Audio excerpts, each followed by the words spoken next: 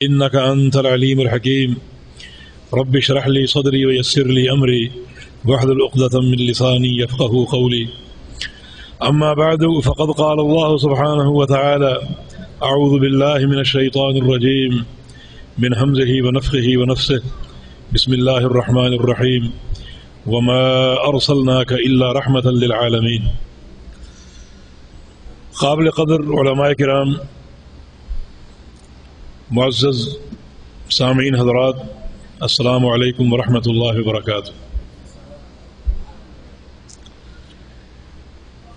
دین رحمت کے جس موضوع کا محترم عاقل بھائی نے ذکر کیا ہے، اس تعلق سے میں صحیح بخاری کی ایک حدیث سے اپنی بات کا آغاز کروں گا۔ رسول اکرم صلی اللہ علیہ وسلم کا فرمان ہے، ان اللہ کتب کتابا فہو عندہ فوق العرش۔ اللہ تعالی نے ایک کتاب لکھی ہے اور وہ کتاب عرش پہ اللہ تعالی کے پاس ہے۔ انتہائی عظیم القدر وہ کتاب ہے کہ اللہ رب العزت کے پاس، عرش کے پاس، عرش کے اوپر ہے۔ اللہ رب العزت نے اس کتاب میں کیا لکھا،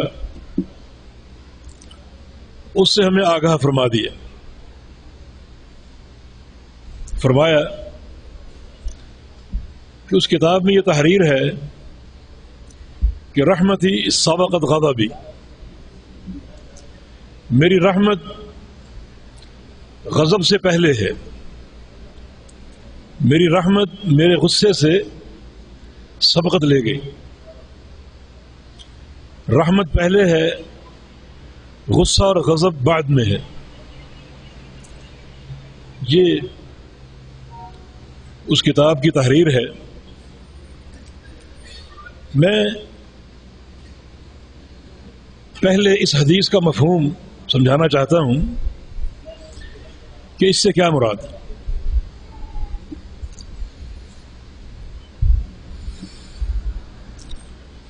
اللہ رب العزت کسی بھی مخلوق کے ساتھ، کسی بھی بندے کے ساتھ پہلے رحمت کا معاملہ فرماتا ہے، اور اگر وہ رحمت کے معاملے کی طرف توجہ نہ دے، اس کی پرواہ نہ کرے، اسے ٹھکرا دے، تو اللہ رب العزت پھر غضب کا معاملہ فرماتا ہے۔ اس اجمال کی تفصیل اس طرح ہے کہ اللہ رب العزت لوگوں کی طرف، قوموں کی طرف، بستیوں کی طرف اپنے انبیاء بھیجتا ہے اور اپنی بنائی ہوئی شریعت ان تک پہنچاتا ہے۔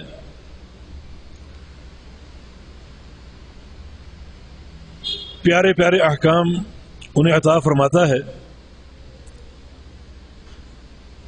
بہترین دین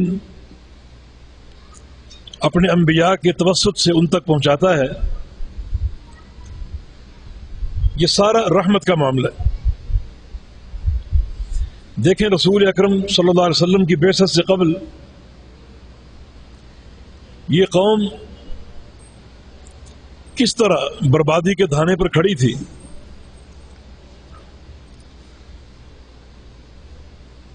عیسیٰ علیہ السلام کے بعد محمد الرسول اللہ صلی اللہ علیہ وسلم کی بعثت تک تقریباً 600 سال کا وقفہ اور عرصہ ہے۔ اس دور کو فترت الرسل کا دور کہا جاتا ہے کہ اللہ کی طرف سے انبیاء نہیں آ رہے، پیغام نہیں اتر رہے، ہدایت نہیں اتر رہی، اور یہ دور انتہائی تاریک دور شمار ہوتا ہے۔ صحیح مسلم میں اور مسند احمد میں رسول اللہ صلی اللہ علیہ وسلم کی حدیث ہے کہ ان اللہ نظر الى اہل الارض فماقته عربهم وعجمهم الا بقایا اہل الکتاب، کہ اس دور میں اللہ تعالیٰ نے زمین والوں کو دیکھا، یہ جو فترت الرسول کا دور ہے، نبی علیہ السلام کی بعثت سے قبل اللہ تعالیٰ نے زمین والوں کو دیکھا، تمام زمین والوں کو، مشرق میں، مغرب میں، شمال میں، جنوب میں، اور سب نے اللہ تعالیٰ کو ناراض کر دیا۔ اللہ تعالیٰ کو کوئی خوش نہ کر سکا، الا بقایا اہل الکتاب، ہاں تھوڑے سے اہل کتاب تھے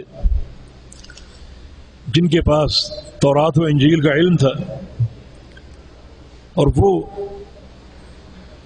ان تعلیمات پر قائم تھے، گامزن تھے، ان کے علاوہ باقی روئے زمین پر موجود تمام افراد نے اللہ کو ناراض کر دیا۔ ہر گھر میں خرافات، شرک، بت پرستی، قبر پرستی اور بزرگوں کی شان میں غلو، مختلف بدعات، خرافات، قتل و غارت گری، یہ تمام چیزیں عام تھیں، یہ تمام چیزیں عام تھیں، بے حیائی عام تھی۔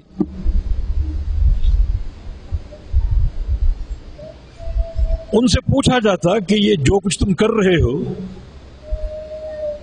اس کی دلیل پیش کرو، اس کی کیا حجت ہے؟ تو جواب میں وہ ایک ہی دلیل دیتے جس کا قرآن نے ذکر کیا ہے کہ انا وجدنا آباءنا علی امۃ وانا علی آثارہم مہتدون، کہ جو کام ہم کر رہے ہیں ان کاموں پر ہم نے اپنے باپ دادوں کو پایا ہے، ہمارے گھروں میں ایسا ہی ہوتا ہے، ہماری برادری ایسا ہی کرتی آئی ہے، تو ہم انہی کے نقش قدم کے پیروکار ہیں۔ یہ ان کی واحد حجت اور دلیل تھی جس کو قرآن نے ذکر کیا۔ اتنی بڑی جاہلیت کہ ایک فرد ایسا نہیں جو اللہ کو خوش کر دے۔ انتہائی تاریک ترین دور۔ اب کیا ہوا؟ اللہ رب العزت اپنی رحمت کا معاملہ فرمانے لگا،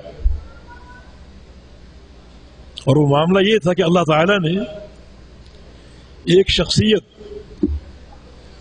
جو انتہائی چنی ہوئی شخصیت تھی اس کا انتخاب کیا، اسے اپنا رسول بنایا اور اس قوم کی طرف مبعوث فرما دیا۔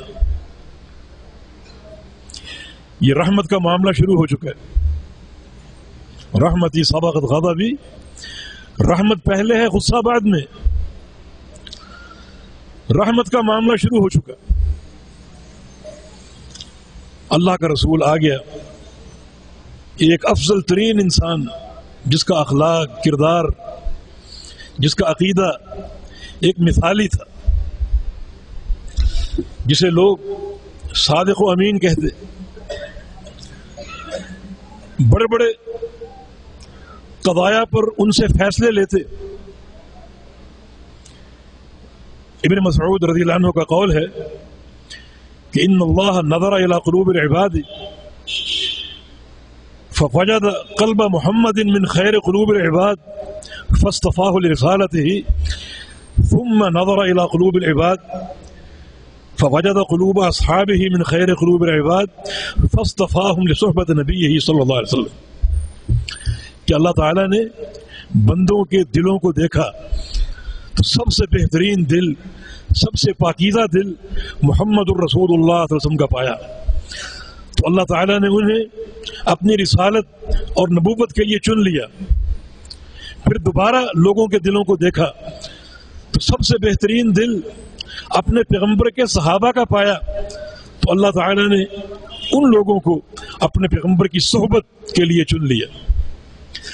تو یہ ایک چنے ہوئے انسان مبعوث ہوئے، اللہ تعالیٰ کا پیغام لے کر آ گئے، دلائل لے کر آ گئے، براہین لے کر آ گئے، اللہ کی وحی لے کر آ گئے. اے قوم، رحمت کا معاملہ شروع ہو چکا ہے، رحمت کا معاملہ شروع ہو چکا ہے. میرے بھائیوں، اب میں اس مضمون سے جو دین رحمت کا موضوع ہے، اس سے میں کئی جوانب پر بات کرنا چاہتا ہوں، جس میں ایک جانب یہ بھی ہے کہ لوگ گناہ کرتے ہیں یہ سوچ کر کے یہ دین رحمت ہے اور اللہ غفور الرحیم ہے، اور دین میں کوئی تنگی نہیں، کوئی سختی نہیں. یہ سختی اور تنگی مولویوں نے پیدا کر رکھی. یہ جانب بھی بڑی قابل غور ہے. اب اللہ رب العزت رحمت کا معاملہ فرما چکا ہے اور ایک نبی مبعوث ہو کر آ گیا. اس معاشرے میں، جس معاشرے میں قدم قدم پر گناہ تھے، برائیاں تھیں، بدعقیدگی تھی، خرافات تھیں، شرک تھا، بدعات تھیں، اور ان تمام امور کے لیے ان کی واحد حجت یہ تھی کہ یہ سارے کام ہمارے باپ دادا کرتے تھے اور ہماری برادری میں ایسا ہوتا آ رہا. اب بتائیے، نبی علیہ السلام آ گیا، اللہ کا نور آ گیا. لقد جاءکم من اللہ نور و کتاب مبین، تمہارے پاس اللہ کا نور آ گیا. ترکتکم من البیضاء لیلها ونہارها سواء، یہ میرا دین جو ہے بڑا روشن اور چمکدار ہے، اتنا واضح ہے کہ اس کی رات اور دن برابر ہے. اتنا پیارا دین آ گیا اور اللہ کے نبی صلی اللہ علیہ وسلم نے پوری امانت داری کے ساتھ اور پوری دیانت کے ساتھ پورا دین پیش کر دیا، کوئی ایک نقطہ بھی چھپا کر نہیں رکھا. رسول اللہ صلی اللہ علیہ وسلم کا فرمان ہے، ما ترکت من شیء یقربکم من الجنہ الا وقد حدثتکم بہ، کہ ہر وہ چیز جو تمہیں جنت میں پہنچا سکتی ہے وہ میں نے بیان کر دی ہے، وہ میں نے بتا دی ہے. جنت کا پورا پروگرام تمہارے سامنے پیش کر دیا ہے. تو بھائی، اس تمام کے بعد اگر آج بھی کوئی شخص یہ کہے کہ میں اپنے باپ دادا کی بات مانوں گا، یا میں اپنی برادری کی بات مانوں گا، یا میں اپنے شیخ کی بات مانوں گا، یا میں اپنے پیر کی بات مانوں گا، یا میں اپنے امام کی بات مانوں گا، تم یہ بتاؤ کہ آج کے اس مسلمان میں اور جاہلیت کے دور کے اس کافر میں کیا فرق ہے؟ وہ بھی اپنی تمام خرافات کے لیے برادری، قبیلہ اور آباء و اجداد کا نام لیتے. آج بھی یہ نام لیے جا رہے ہیں کہ یہ ہمارے شیخ کی تعلیم ہے، ہماری برادری میں ایسا ہوتا آ رہا ہے، ہمارے آباء و اجداد میں یہ طریقہ رائج ہے، اسے ہم نہیں چھوڑ سکتے. پھر کیا فرق ہے ان دونوں باتوں میں، ان دونوں پارٹیوں میں؟ ایک فرق ہے، اور وہ یہ ہے کہ جاہلیت کے دور میں مشرکین نے جب یہ بات کہی تو اس وقت اللہ کی رحمت ان تک نہیں پہنچی تھی، نبی علیہ السلام مبعوث نہیں ہوئے تھے، اللہ کی وحی موقوف تھی، اتر نہیں رہی تھی. اور آج کا مسلمان یہ ساری باتیں کر رہا ہے اللہ کے نبی کی موجودگی میں، اس پیغام کی موجودگی میں، قرآن و حدیث کی موجودگی میں، اللہ تعالیٰ کی رحمت کی موجودگی میں.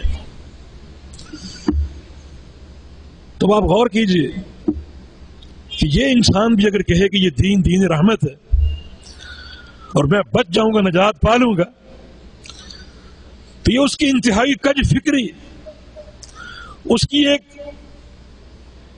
ایسی خوش فہمی ہے جس کا دین سے کوئی تعلق نہیں. یہ دین رحمت ہے یقیناً، اور اللہ رب العزت پہلے اپنے بندوں کے ساتھ رحمت کا معاملہ فرماتا ہے. اور رحمت بھی ایسی کہ جس کا کوئی شمار نہیں. ان اللہ خلق مئۃ رحمہ، اللہ تعالیٰ نے 100 رحمتیں پیدا کی. ان 100 میں سے صرف ایک رحمت اللہ تعالیٰ نے زمین پہ اتار دی. باقی 99 رحمتیں محفوظ ہیں جو اللہ قیامت کے دن عطا فرمائے گا. صرف ایک رحمت زمین پہ اتری ہے. یہ سارا رزق، یہ ماں باپ کی محبت، دوستوں کی محبت، حتیٰ کہ جانوروں کی آپس میں محبت، یہ سارا کا سارا اسی ایک رحمت کی بنا پر، اسی ایک رحمت کی بنا پر. اب اللہ تعالیٰ نے اپنی عظیم رحمت ہم تک پہنچا دی. اب میرے دوستوں اور بھائیوں، اگر ہم رسول اللہ صلی اللہ علیہ وسلم کی اتباع نہیں کریں گے اور ان کی پیروی کا حق ادا نہیں کریں گے تو پھر رحمت کے بعد کون سا معاملہ ہے؟ اللہ کے غضب کا اور اس کے غصے کا. رحمتی سبقت غضبی، رحمت پہلے ہے، غضب بعد میں. رحمت کا معاملہ ہو چکا، نبی آ چکا، دین ہم تک پہنچ چکا، قرآن و حدیث موجود ہے، اللہ کا نور موجود ہے. اس کی اگر ہم نے اطاعت کی، اس کا حق ادا کیا تو رحمت کا یہ معاملہ جاری رہے گا. اور اگر ہم نے اس نور کی موجودگی میں، کتاب و سنت کی موجودگی میں دوسری آراء کو، دوسروں کی باتوں کو، دوسروں کی رائے کو اس دین میں داخل کیا تو پھر رحمت کا معاملہ ختم ہو جائے گا اور غضب کا معاملہ شروع ہو جائے گا. اور کون ہے وہ شخص جو اللہ تعالیٰ کے غضب کا سامنا کر سکے؟ کوئی فرد ہے ایسا؟ حدیث شفاعت آپ کے سامنے ہے کہ میدان محشر میں یہ خلق ماری ماری پھر رہی، انبیاء کے پاس جا رہی شفاعت کے لیے. کبھی آدم علیہ السلام کے پاس، کبھی نوح علیہ السلام کے پاس، کبھی جد الانبیاء ابراہیم علیہ السلام کے پاس، کبھی موسیٰ علیہ السلام کے پاس، کبھی عیسیٰ علیہ السلام کے پاس. ہماری شفاعت کیجیے. اور ان تمام انبیاء کا ایک ہی جواب تھا کہ ان ربنا قد غضب اليوم غضبا لم یغضب قبلہ مثلہ ولن یغضب بعدہ مثلہ، کہ ہمارا پروردگار آج غصے میں ہے، اسے ایسا غصہ آج سے پہلے کبھی نہیں آیا اور ایسا غصہ آج کے بعد کبھی نہیں آئے گا. تو اللہ کے غضب کا سامنا کون کر سکتا ہے؟ تو میرے بھائیوں، عافیت کہ اس درس کو سمجھ لو اور محفوظ کر لو کہ رحمت کے معاملے کا دائرہ کار یہی ہے کہ اللہ تعالیٰ نے سب کچھ بنا کے خود ہمیں دے دیا اپنے پیغمبر کے ذریعے. ایک چیز بھی ہماری خواہشات پر، ہماری برادری کی عقل پر، ہمارے بڑوں چھوٹوں کی ثواب دید پر نہیں چھوڑی. ہر چیز خود بنا کر دے دی. یہ رحمت ہی رحمت ہے، بڑی رحمت ہے. یہ دین اگر آپ اس کی گہرائی میں جائیں، جزئیات میں جائیں، تو اللہ تعالیٰ کے تمام احکام رحمت پر منتج ہوتے ہیں. چھوٹا سا عمل اور بے شمار اجر، بے شمار ثواب اور اللہ کی رضا کے خزانے، محبتوں کے خزانے. کتنا عظیم الشان رحمت کا معاملہ ہے. صحیح مسلم کی ایک حدیث ہے، ابو ہریرہ رضی اللہ عنہ نے ایک حدیث بیان کی کہ رسول اللہ صلی اللہ علیہ وسلم کا فرمان ہے، من صلی علی اخیہ فلہ قیرات ومن شہد حتی یدفن فلہ قیراتان، کہ جو شخص اپنے کسی بھائی کا جنازہ پڑھ لے اسے 1 قیرات اجر ملے گا، 1 قیرات اجر. اور جو شخص اس کے دفن میں شریک ہو جائے اسے 2 قیرات. اور ساتھ ہی فرمایا کہ اصغر القیرات مثل احد، قیرات کا وزن کیا ہے یہ معلوم نہیں، لیکن سب سے چھوٹا قیرات احد پہاڑ کے برابر. یہ دین کی رحمت، یہ ایک عمل کتنا بڑا موجب رحمت ہے. اور اگر آپ یعنی بالکل چھوٹی چھوٹی باتیں، بالکل چند لمحات کا، بلکہ ایک لمحے کا عمل. صحیح بخاری کی حدیث ہے، اذا امن القارئ فامنوا فان الملائکہ یؤمنون فمن وافق تأمینه تأمین الملائکہ غفر له ما تقدم من ذنبه. کہ لوگوں جب امام والضالین کہہ کر آمین کہے تو تم بھی آمین کہو. کیسے؟ جیسے ثابت ہے. رسول اللہ صلی اللہ علیہ وسلم کا طریقہ آمین کیا تھا؟ مد بہا صوتہ رفع بہا صوتہ. جب آپ آمین کہتے اپنی آواز اونچی کرتے اور اپنی آواز کو کھینچتے. صحابہ کرام جب آپ کی اقتداء میں آمین کہتے تو دل مسجد سجہ، باوجود ہے کہ مسجد کھجور کی شاخوں اور تنوں سے بنی ہوئی تھی، لیکن وہ صحابہ کی آمین کی آواز سے گونج اٹھتی، اتنا اونچی کہتے. فرمایا کہ اس طرح آمین کہو، اس لیے کہ اوپر فرشتے آمین کہتے. فمن وافق تأمینہ تأمین الملائکہ غفر له ما تقدم من ذنبہ. جس کی آمین فرشتوں کی آمین سے مل گئی، اللہ تعالیٰ اس کی سابقہ زندگی کے تمام گناہوں کو معاف کر دے گا. یہ کتنا بڑا عمل ہے، یہ دین رحمت. اور کوئی شخص اگر اس عمل کو چھوڑ دے اور آمین نہ کہے یا آہستہ کہے، سنت کے خلاف کہے، تو اس کے لیے اللہ تعالیٰ کے غضب کے معاملے کا اندازہ کیجیے کہ اللہ تعالیٰ نے ایک تحفہ دیا، اتنا سا کام کر لو تمہارے گناہ معاف کر دوں گا. اور آپ یہ کہہ کر چھوڑ دیں، ٹھکرا دیں کہ ہمارے ہاں ایسا نہیں، ہمارے مذہب میں ایسا نہیں، ہمارے امام کی تعلیم میں یہ بات شامل نہیں. میرے بھائی، یہ دین کسی شخصیت کی جاگیر ہے، اس پر کسی شخصیت کا ٹھیکہ ہے. اللہ تعالیٰ نے اس دین کے تعلق سے اپنی پوری خلق پر اپنی حجت کو تمام کیا ہے صرف ایک شخصیت کے ذریعے، اور وہ ہے محمد الرسول اللہ صلی اللہ علیہ وسلم. یہ دوسرے تیسرے نام کہاں سے آ رہے ہیں؟ اب اگر اللہ تعالیٰ کے اس تحفے کو آپ ٹھکرا دیں، اس انعام کو ٹھوکر مار دیں کہ ہمارے ہاں ایسا نہیں، تو پھر میرے بھائی اللہ تعالیٰ کے دو ہی معاملے ہیں، رحمتی سبقت غضبی. پہلے رحمت کا معاملہ، اسے نہیں مانتے تو پھر غضب اور غصے کا معاملہ.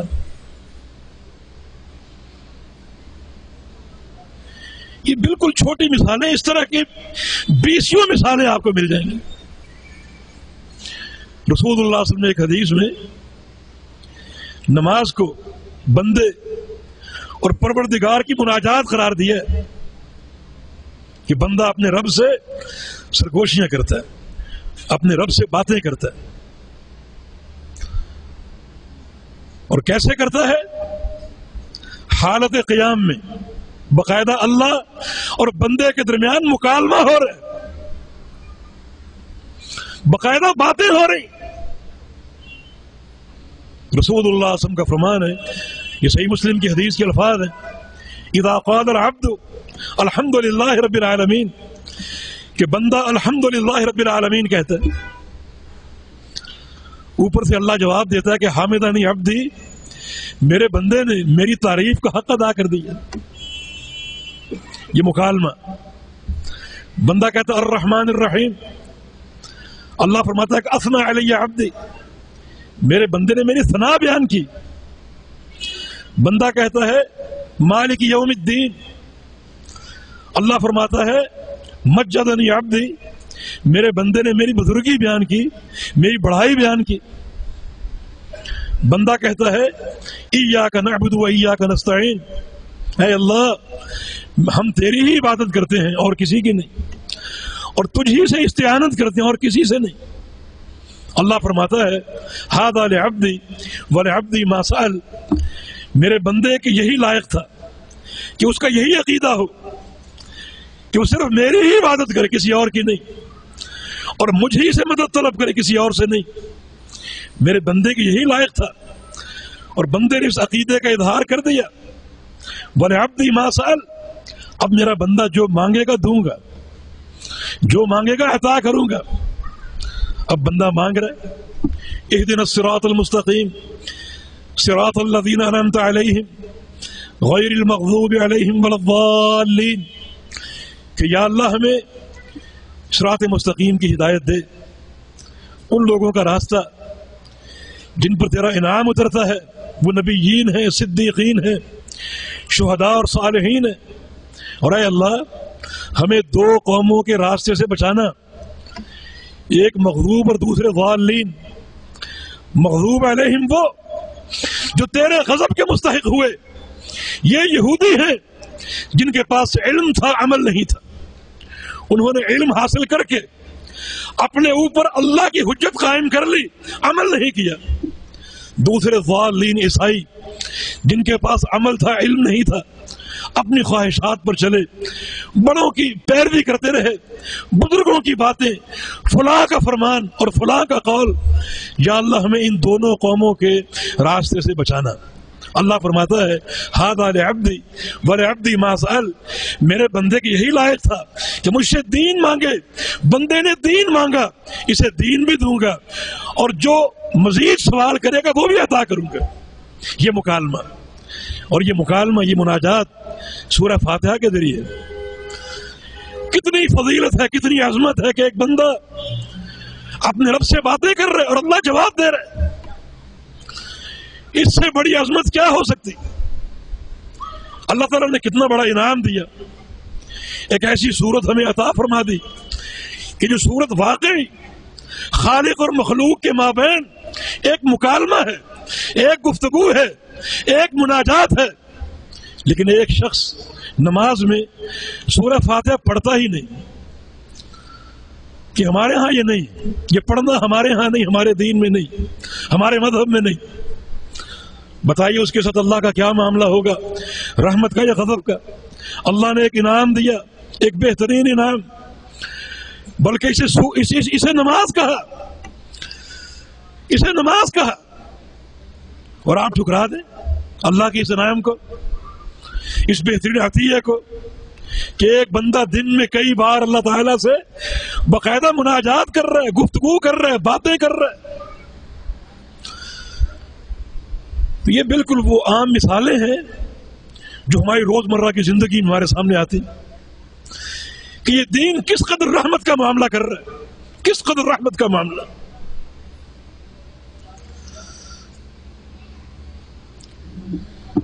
تو میرے بھائی، اگر اس رحمت کے معاملے کو قبول نہیں کرو گے تو پھر غضب کا معاملہ ہے۔ اللہ تعالیٰ کی اطاعت کرو گے، اللہ کے رسول کی اطاعت کرو گے جو اللہ کی رحمت کا مظہر ہے، اور خود پیغمبر رحمت للعالمین ہے، ان کی اطاعت کرو گے اور ان کی اطاعت کا حق ادا کرو گے تو اللہ تعالیٰ کے بے شمار انعامات دنیا میں بھی اور آخرت میں بھی۔ ولو انہم فعلوا ما یوعظون به لکان خیرا لهم واشد تثبیتا واذا لآتیناہم من لدنا اجرا عظیما ولہدیناہم صراطا مستقیما۔ اگر یہ لوگ صرف میرے پیغمبر کی اطاعت کریں اور کسی کی نہیں، ہر معاملے میں، اعتقادی مسئلہ ہو، عبادات ہو، احکام ہو، خرید و فروخت ہو، شادی بیاہ ہو، ہر معاملے میں صرف میرے پیغمبر کی اطاعت کریں، میرے پیغمبر کی مانیں، تو میں ان کو 4 نعمتیں دوں گا۔ لکان خیر اللہم، ہر قسم کی خیر دے دوں گا۔ وشد تثبیتا، دشمن کے مقابلے میں ثابت قدمی دے دوں گا، طاقت مضبوط کر دوں گا، تم غالب ہوگے، دشمن مغلوب ہوگا۔ اور یہ اللہ کا کام ہے، یہ غلبہ حاصل کرنا یہ ظاہری وسائل کے مرہون منت نہیں ہے، بلکہ یہ اللہ کی توفیق سے ہوتا ہے۔ مسلمان میدان جنگ میں اگر شکست کھاتا ہے تو اس کا ایک ہی سبب ہے، اور وہ یہ ہے کہ مسلمان کو اس کا پروردگار چھوڑ دے۔ اللہ اگر ساتھ ہے تو دنیا کی کوئی طاقت مسلمان کو مغلوب نہیں کر سکتی۔ رسول اللہ صلی اللہ علیہ وسلم کی حدیث ہے لن یغلب 12,000 من قلت اذا صبروا وصدقوا، میری امت کا لشکر اگر صرف 12,000 ہو، صرف 12,000، صرف 12,000، چاہے کوئی بھی دور ہو، کوئی بھی زمانہ ہو، اس دنیا میں ملایین اور بلایین انسان بستے ہیں، لیکن میرے ماننے والے مسلمان صرف 12,000 ہو تو دنیا کی یہ ساری طاقتیں مل کر ان 12,000 کو مغلوب نہیں کر سکیں گے، ان پہ غلبہ نہیں پا سکیں گے، فتح ان کی ہوگی، کامیابی ان کی ہوگی، کامرانی ان کی ہوگی، دنیا مغلوب ہوگی۔ یہ رسول اللہ صلی اللہ علیہ وسلم کا فرمان ہے، لیکن فرمایا کہ 2 شرطیں ہیں ساتھ، اذا صبروا وصدقوا، کہ وہ 12,000 افراد صبر کرے، صبر کرنے والے، اور دوسرا وہ سچے ہوں، سچے اللہ تعالیٰ کے ساتھ تعلق میں سچے ہوں، رسول اللہ صلی اللہ علیہ وسلم کی پیروی میں سچے ہوں، رسول اللہ صلی اللہ علیہ وسلم کی محبت میں سچے ہوں، جہاد کے مشن میں سچے ہوں، گفتار کے سچے ہوں، کردار کے سچے ہوں، ہر اعتبار سے صداقت ان کا نصب العین بن جائے۔ فرمایا کہ صرف 12,000 افراد پوری دنیا پر غالب آ سکتے ہیں، اور پوری دنیا مل کر بھی ان کا کچھ نہیں بگاڑ سکتی۔ کہ وشد تثبیت ہے، مقصد یہ کہ یہ ثابت قدمی، دشمن پر غلبہ اللہ کی توفیق سے ممکن، اور اس کا راستہ کیا ہے؟ پیغمبر علیہ السلام کی اطاعت، پیغمبر علیہ السلام کی پیروی۔ یہ 2 نعمتیں، اگر پیغمبر علیہ السلام کی اطاعت کرو گے ہر قسم کی خیر دوں گا، اور دشمن پر غلبہ دوں گا، ثابت قدمی دوں گا۔ رسول اللہ صلی اللہ علیہ وسلم نے یہ کیوں فرمایا کہ نصرت بالرعب مسیرۃ شہر، کہ میرا دشمن مجھ سے 1 مہینے کی مسافت کے فاصلے سے دور ہو، 1 مہینے کی دوری ہو، تو اتنی دور بیٹھ کر بھی وہ مجھ سے میرے خوف سے کانپے گا، میرے خوف سے تھر تھرائے گا۔ کیوں؟ آخر نبی علیہ السلام کے پاس کیا چیز تھی؟ کوئی ایسا میزائل تھا جو 1 ماہ کی مسافت پر مار کرتا ہے؟ نہیں، یہ صرف تقوی اور ورع کا راستہ اور تعلق باللہ کا راستہ۔ اس راستے میں اللہ تعالیٰ نے وہ قوت پیدا کر دی کہ اتنی دوری پر دشمن ڈر رہا، کانپ رہا، مبتلا خوف ہے۔ اس کی اساس میرے دوستوں اور بھائیوں اللہ اور اس کے رسول کی اطاعت ہے۔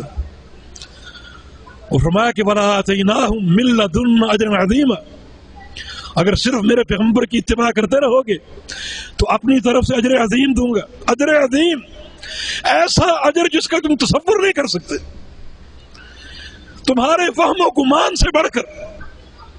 جیسا کہ عبداللہ بن رواحہ کی حدیث ہے، جن کا قصہ معروف ہے کہ رسول اللہ صلی اللہ علیہ وسلم نے انہیں لشکر کے ساتھ فجر کی نماز پڑھتے ہی روانہ کرنے کا حکم دیا۔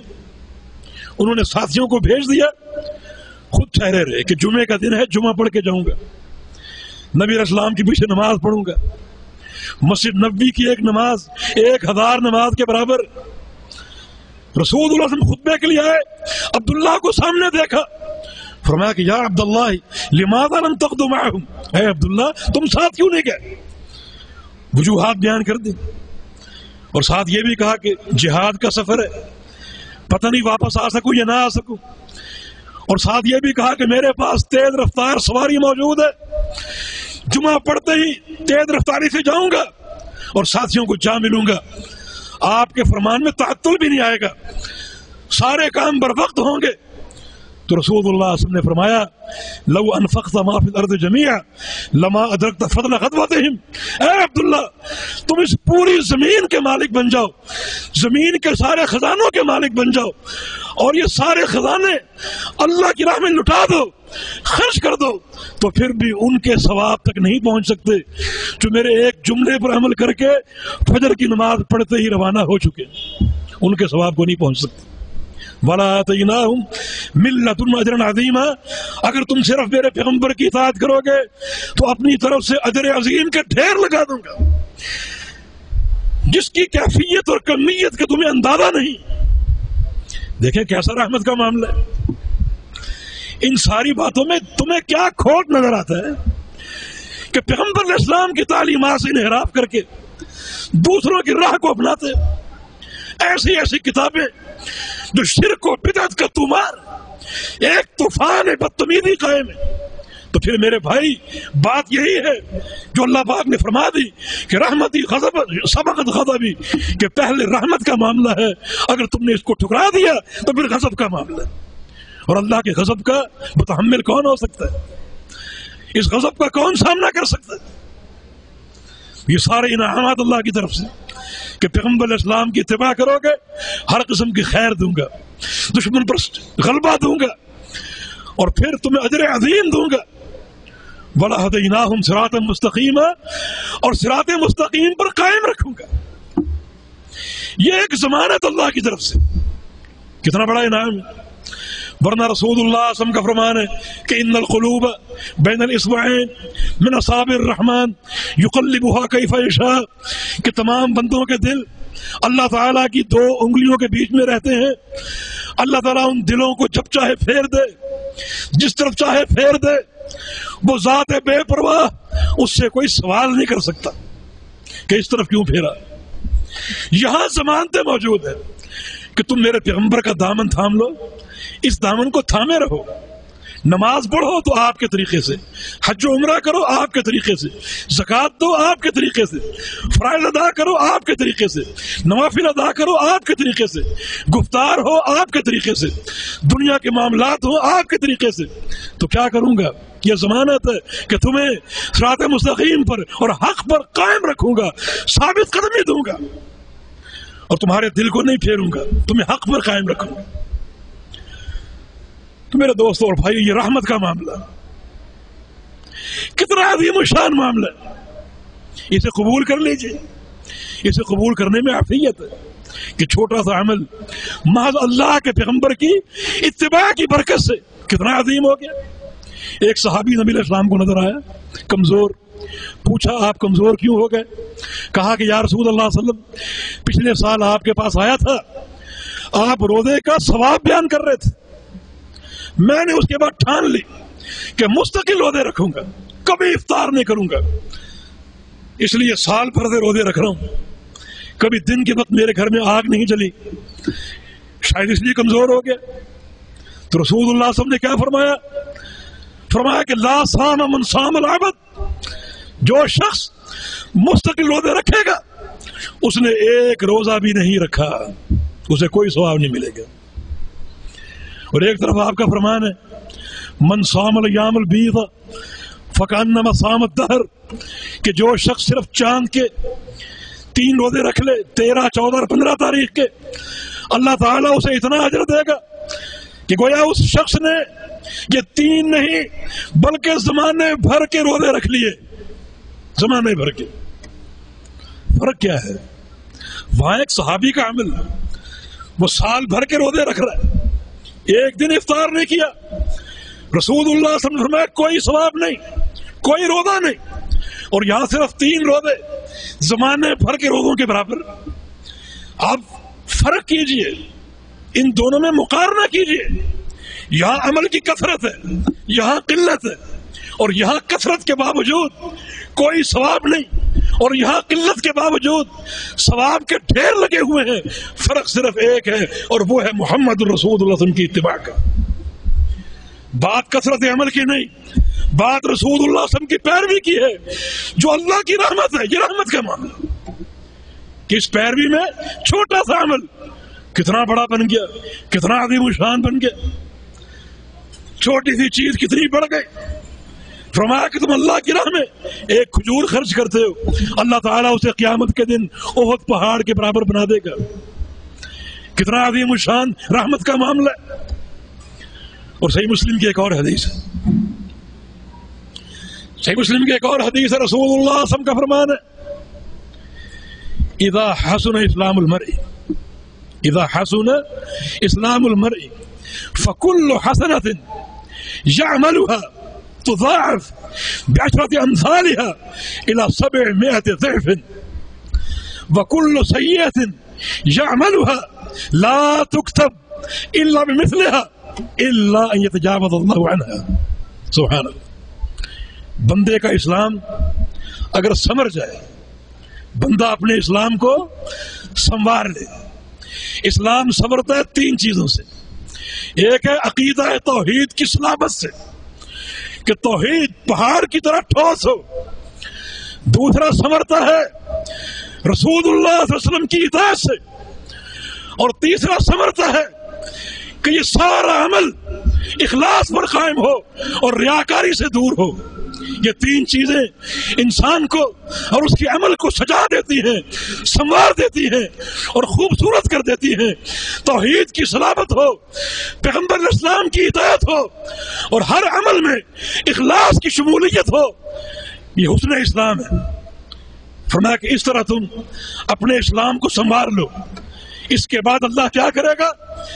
جو نیکی تم کرو گے، جو بھی نیکی کرو گے، خواہ وہ چھوٹی ہو خواہ وہ بڑی ہو، اللہ تعالیٰ اس کو بڑھائے گا 10 گنا سے لے کر 700 گنا تک. ایک حج کرو گے 700 حج، ایک نماز پڑھو گے 700 نمازیں، ایک صدقہ دو گے 700 صدقہ بڑھا دے گا اللہ تعالیٰ. کتنا انعام ہے، کتنی رحمت ہے. میرے بندوں، میرے بھائیوں، جو بندہ ان تمام رحمتوں کو سن کر اگر اللہ کے پیغمبر کی اطاعت نہیں کرتا، پھر وہی دین، وہی ٹھکوسلے، وہی برادری، بزرگوں کی باتیں، مشائخ کی باتیں، تو ایسا انسان تو اللہ تعالیٰ کے عظیم غضب کا نشانہ بنے گا، جس کا ذکر آپ کے سامنے کروں گا ابھی کہ کیسا غضب ہے. ابھی تو رحمت کی بات چل رہی ہے کہ بندے کا اسلام سج جائے، اللہ کے پیغمبر کی ہدایت سے اس کا اسلام سمر جائے، تو اللہ تعالیٰ اس کی ہر نیکی کو، خواہ وہ چھوٹی ہو خواہ وہ بڑی ہو، بڑھا کر 700 کر دے گا. ابھی آپ نے سنا کہ ایک کھجور احد پہاڑ کے برابر بن گئی. جب یہ 700 ہوں گی تو 700 احد پہاڑ ایک بندے کے میزان اعمال میں ہوگا. کتنا وزن ہوگا غور کیجئے. صرف ایک کھجور کی بات کر رہا ہوں کہ وہ 700 بن گئی اور ہر کھجور احد پہاڑ بن گئی. کتنی نیکیاں ہیں، کتنا انعام ہے، کیسا یہ دین رحمت ہے. اور فرمایا کہ گناہوں کا معاملہ کیا ہوگا. اسلام اگر سچ جائے اور بندے سے گناہ ہو جائے، اس کا معاملہ کیا ہے. فرمایا کہ وہ کل سیئۃ یعملها لا تکتب الا بمثلها. اگر گناہ کرے گا تو اللہ تعالیٰ کا حکم ہے کہ اس گناہ کو ایک ہی لکھو، صرف ایک، 2 نہیں، 3 نہیں. نیکیاں کرے تو 700 لکھو، گناہ کرے تو ایک ہی لکھو. لیکن نہیں، ابھی نہ لکھو، تھوڑا سا انتظار کرو. الا یتجاوز اللہ عنہا. اللہ اگر اس گناہ کو معاف کر دے تو لکھو ہی نہ، انتظار کرو. اللہ اگر معاف کر دے لکھو ہی نہ. کیسا یہ دین رحمت ہے، کتنی بہاریں. لیکن اس تمام کی اساس کیا ہے؟ وما ارسلناک الا رحمۃ للعالمین. وہ جو ذات رحمت، جس کو اللہ نے رحمت بنا کر بھیجا، اس کی اطاعت، اس کی اطاعت کرو گے تو یہ ساری رحمتیں اس کے مستحق بن جاؤ گے. پھر رحمت کا یہ جو طریق ہے، یہ کس طرح پھیلا ہوا ہے. رسول اللہ صلی اللہ علیہ وسلم کے احکامات، ان میں کتنی سہولت ہے. یعنی یہ سب کچھ رحمت ہے، یہ سب کچھ رحمت ہے. صرف دن میں 5 نمازیں فرض ہیں، دن رات میں صرف 5 نمازیں. اور رحمت کا معاملہ یہ ہے، ان 5 کو باجماعت پڑھو گے 27 گنا بڑھ جائیں گے. رحمت کا معاملہ یہ ہے کہ اللہ نے پہلے 50 فرض کی تھی، پھر کم کر کے 5 کر دی. ان 5 کو ادا کرو گے تو ثواب 50 ہی کا ملے گا. پہلے 50 فرض ہوئی تھی، ان 50 کا ایک ثواب تھا. نمازیں کم کر دی، ثواب وہی رکھا ہے. یہ 5 ادا کرو گے ثواب 50 ہی کا ملے گا.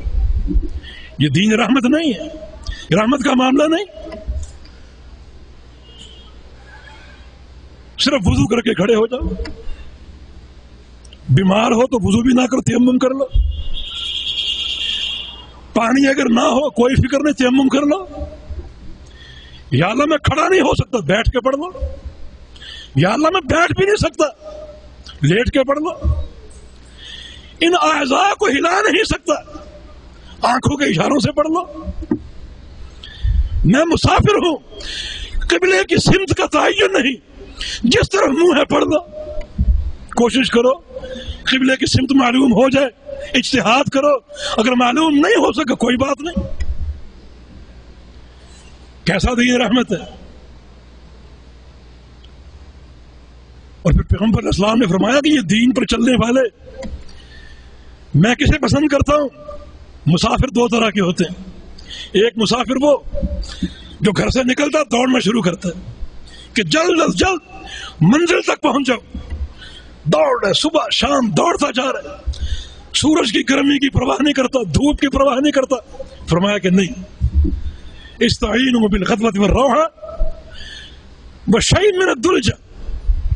مجھے وہ مسافر پسند ہے جو گھر سے نکلتا ہے، کچھ وقت صبح کی ٹھنڈک میں سفر کرتا ہے، پھر آرام کرتا ہے، قیلولہ کرتا ہے، کھاتا پیتا ہے، پھر شام کو ٹھنڈک ہوتی ہے، پھر چل پڑتا ہے، پھر آرام کرتا ہے. وشیء من الدلجہ، اور کچھ وقت رات کی تاریکی میں چلتا ہے، اور اس طرح اپنا سفر آہستہ آہستہ سہولت کے ساتھ طے کر لیتا ہے. فرمایا کہ مجھے یہ مسافر پسند ہے. یعنی دین کس طرح کی سہولتیں چاہتا ہے اور کس طرح بندوں میں رحمت تقسیم کر رہا ہے.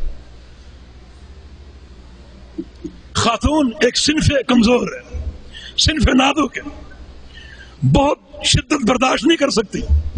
رسول اللہ صلی اللہ علیہ وسلم کا فرمان ہے المرأة اذا صلت خمسها وصامت شهرها واطاعت بعلها وحفظت فرجها فلتدخل من اي ابواب الجنة شاءت. ایک عورت اگر 5 نمازیں پابندی سے پڑھ لے، ان نمازوں کا واقعی حق ادا کرے، اور پھر رمضان کے روزے رکھ لے پوری پابندی کے ساتھ، کہ روزے اگر کسی شرعی عذر کی بنا پر رہ جائیں تو بعد میں قضا دے. یہ 2 کام ہو گئے، 5 وقتہ نماز، رمضان کے روزے. وہ اطاعت بعلہا، اور اپنے شوہر کی اطاعت کر لے، شوہر کی فرما برداری کر لے. وحفظت فرجہا، اور چوتھی بات یہ کہ اپنی عزت کی حفاظت کر لے. ان 4 امور کو پوری ذمہ داری کے ساتھ ادا کرے اور انجام دے. قیامت کا دن ہوگا، اللہ تعالیٰ جنت کے 8 دروازے کھول کر حکم دے گا کہ جہاں سے چاہو داخل ہو جاؤ. یہ دین رحمت، کوئی سختی، کوئی شدت نہیں. ایک عورت عائشہ صدیقہ کے پاس آئی، اس کے ساتھ 2 بچے تھے، ایک بچہ تھا، اس کے ساتھ 2 بچے تھے. اور اس عورت نے کہا کہ 3 دن سے ہم نے کھانا نہیں کھایا.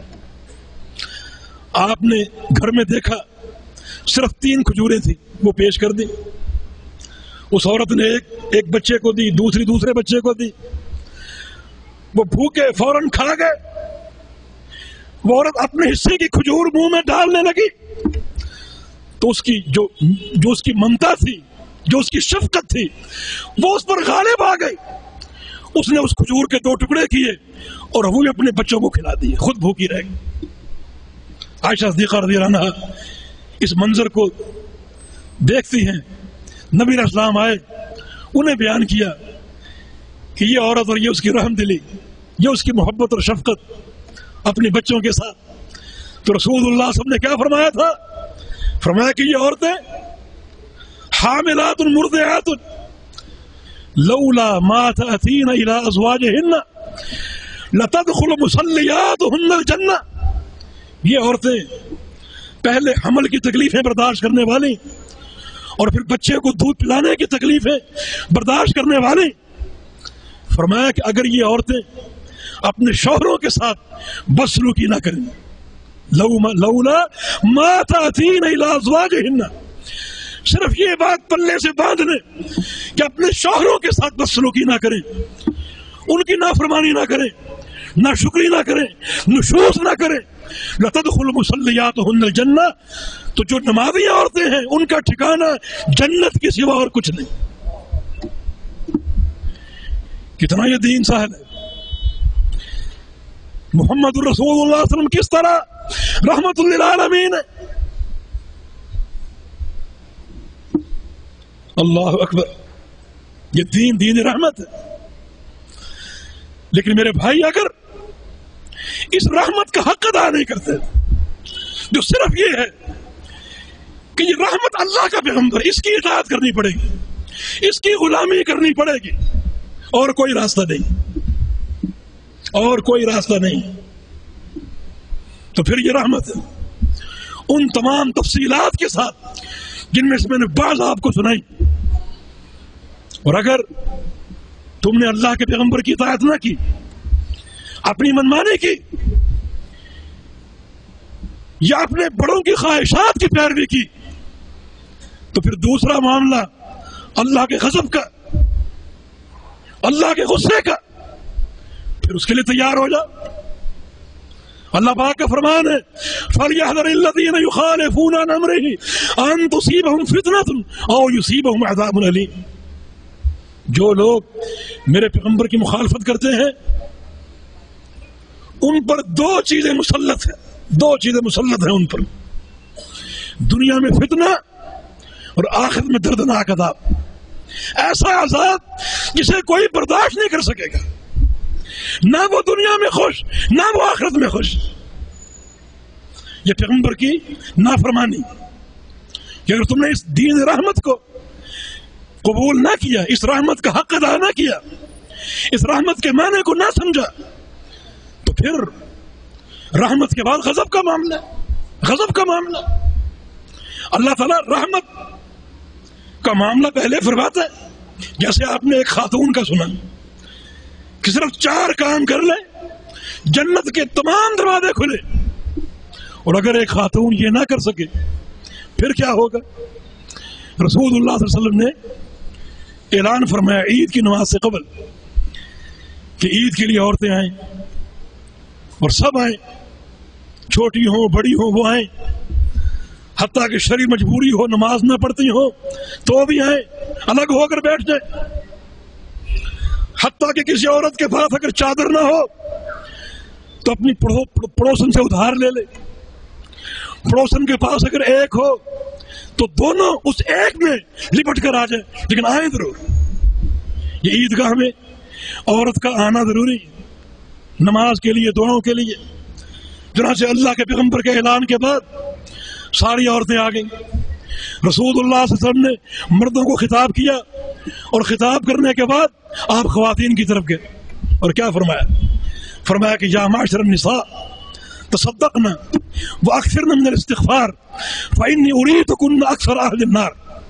اے عورتوں، صدقہ دو کثرت سے، اور کثرت سے استغفار کرو، اس لیے کہ میں نے جہنم میں تمہیں زیادہ دیکھا ہے. جہنم میں تم زیادہ ہو اور مرد کم ہے. ایک عورت نے جرأت کر کے پوچھ ہی لیا یا رسول اللہ کیوں؟ ہم زیادہ کیوں ہیں؟ فرمایا کہ 2 اسباب ہیں، تکثرن اللعن وتکفرن العشیر. تمہاری زبانیں محفوظ نہیں ہیں، غیبتیں کرنا، چغلیاں کرنا، گالی گلوچ، سب و شتم، تانا زنی، تم اس کے عادی ہو. اور دوسری چیز شوہر کی نافرمانی اور شوہر کی ناشکری. فرمایا کہ یہ 2 اسباب تمہیں جہنم میں لے گئے. یہ غضب کا معاملہ. ایک رحمت کا کہ عورتیں صرف 4 کام کر لیں، جنت کے تمام دروازے کھلے ہیں، اس نصیحت کو قبول نہیں کرتی تو پھر غضب کا معاملہ. پھر ہر چیز کا دوسرا رخ موجود ہے.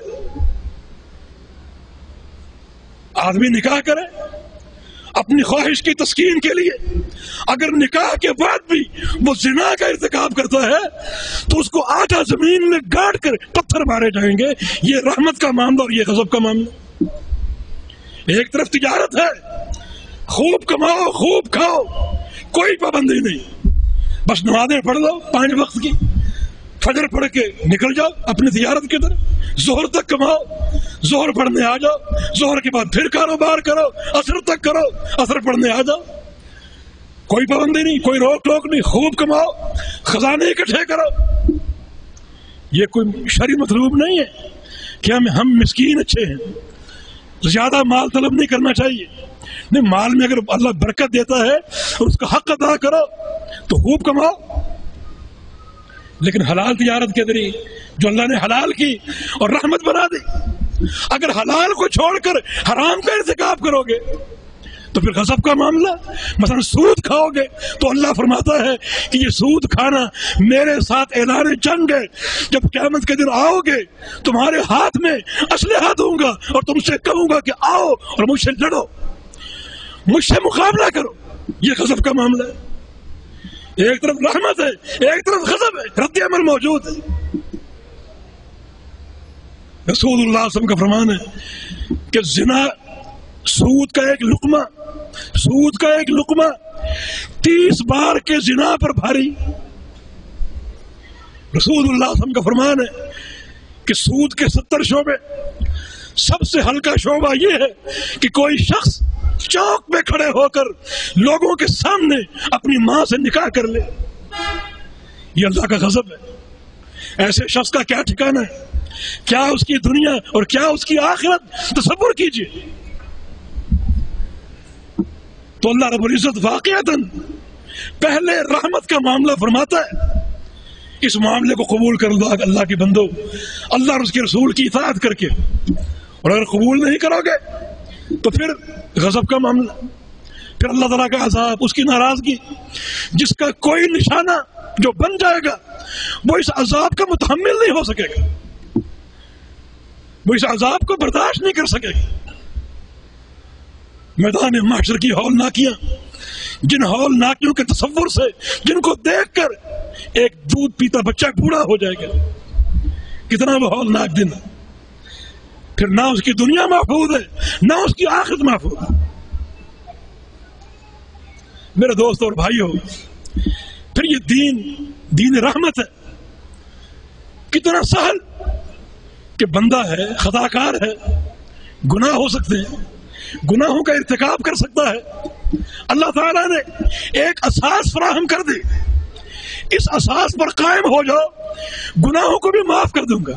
یہ رحمت کا معاملہ ہے. اس اساس پر قائم ہو جاؤ. وہ اساس کیا ہے؟ اللہ کی توحید.